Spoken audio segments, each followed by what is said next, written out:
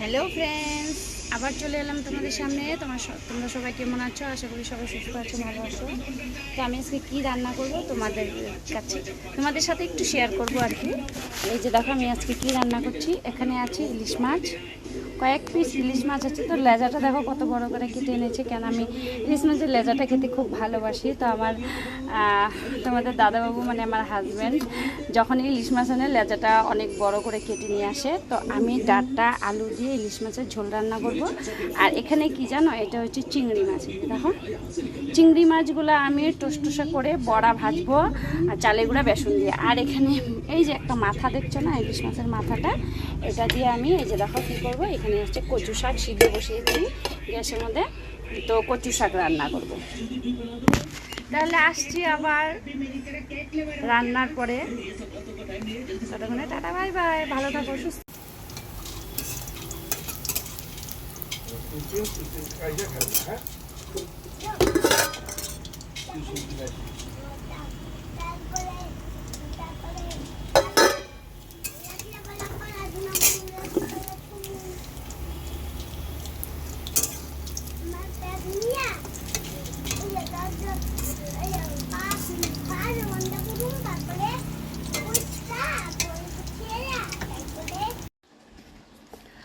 চলে আসলাম খাওয়ার টেবিলে। দেখো, আজকে ইলিশ মাছের মাথা দিয়ে কচু শাক, এখানে আছে চিংড়ি মাছের পকোড়া, গরম গরম পকোড়া, আমারও আছে গরম গরম পকোড়া, আর এই যে ইলিশ মাছের লেজাটা।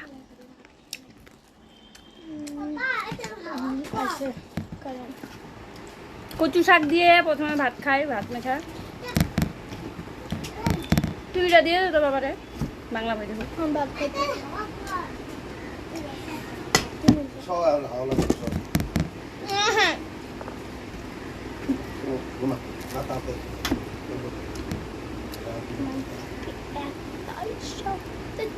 তুমি চাও না কেন? আমাকে 14 বার পাঠাতে